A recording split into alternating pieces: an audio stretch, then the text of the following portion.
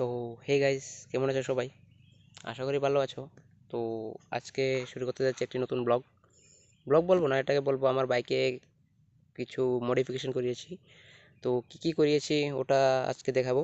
আর actually আমার bike কত আছে এখন পর্যন্ত, কতদিন হয়েছে কেনার, বয় কেনার পর এখন পর্যন্ত কত কিলোমিটার চালানো হয়েছে, বাইকের বয়সই বা কত, সব কিছু বলবো আজকের এই ভিডিওতে।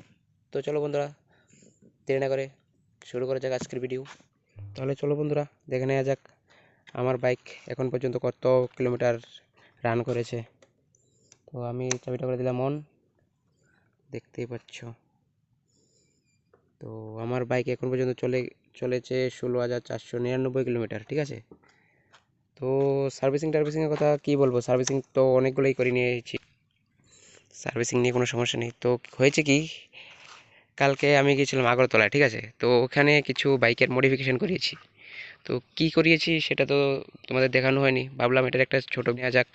তো চলো শুরু করি এক এক করে। প্রথমে তো লাগিয়েছি ফ্ল্যাশার, ঠিক আছে। ফ্ল্যাশারটা অ্যাবিলিটি বলে দিচ্ছি, এটাতে আছে 32টা প্যাটার্ন। 32টা প্যাটার্নের যে ফ্ল্যাশারটা পাওয়া যায় ওটার দাম আমার থেকে রেখেছে 1200 টাকা। রেটটা আমার কাছে খুবই হাই মনে হয়েছে, কিন্তু ফ্ল্যাশারটা খুবই ভালো লেগেছিলো। ওটার যেই সিস্টেমগুলো আছে ওগুলো খুব ভালো লেগেছে, সেই জন্য আমি এটা নিয়েছি, নাহলে নিতাম না হলে। এখন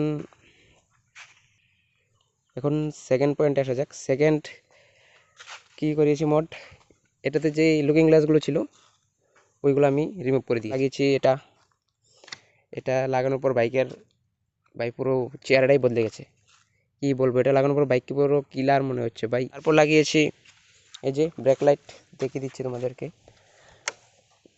ব্রেক লাইটের এবিলিটি হচ্ছে কি, ব্রেক ধরলে এই লাইটগুলো জ্বলবে, দেখো এরকমভাবে জ্বলে কিছুটা। দুটো লাগিয়েছি দু সাইডে।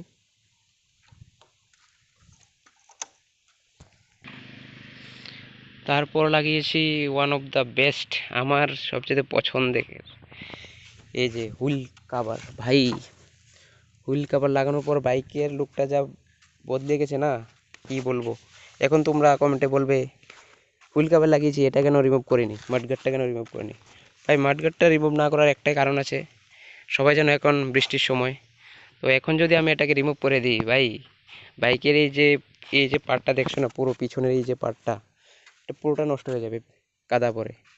সেই জন্য এটাকে আমি রিমুভ করিনি। হ্যাঁ, যখন শীতের দিন আসবে তখন রিমুভ করে দেব, কিন্তু এখন না। তো এই করিয়েছি হালকা পাতলা মডিফিকেশান, আর তো কিছু করাই নি। তো এটাই ভাবলাম দেখিয়ে দিই। তো আজকের ভিডিও একটুকুই। ভালো থাকবে, সুস্থ থাকবে। জয় ভারত ভাই।